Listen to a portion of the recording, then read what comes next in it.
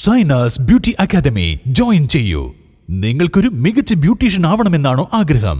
3 മാസത്തെ diploma course government അംഗീകൃത സർട്ടിഫിക്കറ്റോടുകൂടി വിദഗ്ധരായ അധ്യാപകരുടെ നേതൃത്വത്തിൽ നിങ്ങളുടെ ആഗ്രഹവും ഞങ്ങളിലൂടെ സഫലമാക്കാം.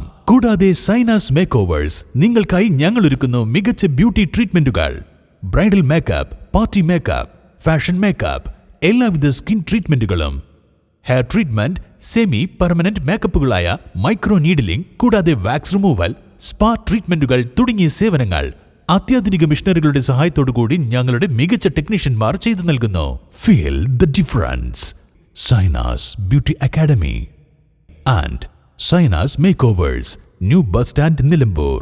നിലമ്പൂർ നഗരസഭാ ചെയർമാന്റെ വാഹനത്തിന്റെ ഇന്ധന കുടിശ്ശിക സംബന്ധിച്ച് തെറ്റായ പ്രചരണം നടത്തിയ ചെയർപേഴ്സൺ പത്മിനി ഗോപിനാഥ് മാപ്പ് പറയണമെന്ന് മുൻ ചെയർമാൻ മാട്ടുമ്മൽ സലീം. നിലമ്പൂർ നഗരസഭയിൽ ഭരണ സ്തംഭനമാണെന്നും മാട്ടുമ്മൽ സലീം.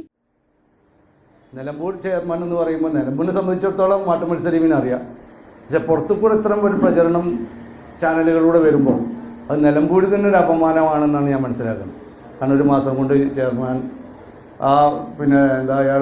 മറ്റേ 24 എന്താ ഒരു പേര്, ശ്രീകണ്ഠൻ നായരൊക്കെ വയറ് കുലുക്കിയിട്ട് അയാൾ ആ രീതിയിലാണ് അത് അവതരിപ്പിച്ചത് പോലും. അപ്പോൾ അതൊക്കെ നമ്മളെ നിലമ്പൂരിനൊരു മോശം വരുന്ന രീതിയിലാണ് എനിക്ക് തോന്നിയത്. കാരണം എന്താ വെച്ചാൽ, അല്ലെങ്കിൽ എന്നോട് ചോദിച്ച് എൻ്റെ ഒരു ബൈറ്റും അപ്പുറത്ത് കൊടുക്കുകയാണെന്നുണ്ടെങ്കിൽ നമുക്കതിനൊരു ബാലൻസ് ചെയ്തു. അപ്പോൾ അതിൻ്റെ അടിസ്ഥാനത്തിലാണ് ഞാൻ കഴിഞ്ഞ 10-ാം തീയതി ഒരു പത്രസമ്മേളനം ചെയ്തത്.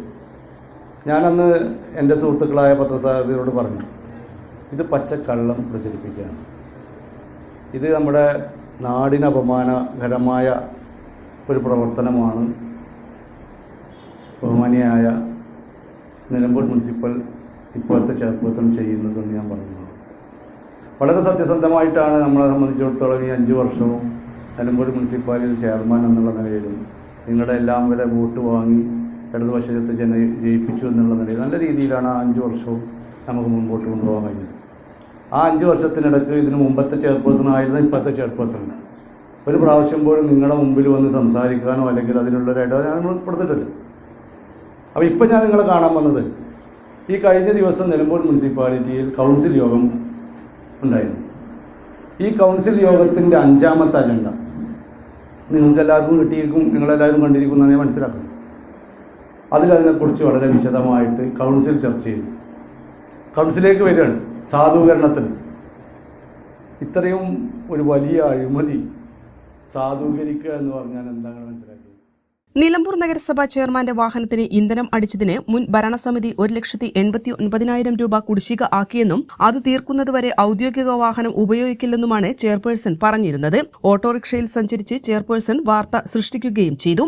എന്നാൽ കഴിഞ്ഞ ദിവസം നഗരസഭയിൽ ഇത് സംബന്ധിച്ച് ചർച്ച നടന്നതോടെ യാഥാർത്ഥ്യം വ്യക്തമായെന്നും ആത്മാർത്ഥത ഉണ്ടെങ്കിൽ ചെയർപേഴ്സൺ പത്മിനി ഗോപിനാഥ് മാപ്പ് പറയണമെന്നും മാട്ടുമ്മൽ സലീം പറഞ്ഞു.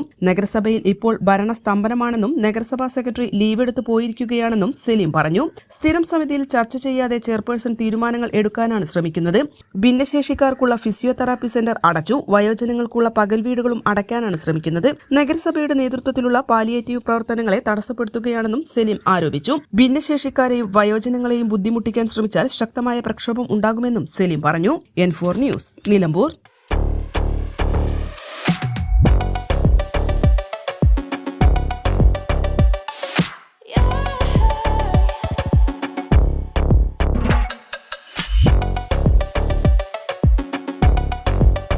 Fashion ranging from ₹19 to ₹999. Atlas Fashion, now at Minerva Padi, Nilambur. PG Medical Trust Hospital, VK Road, Nilambur.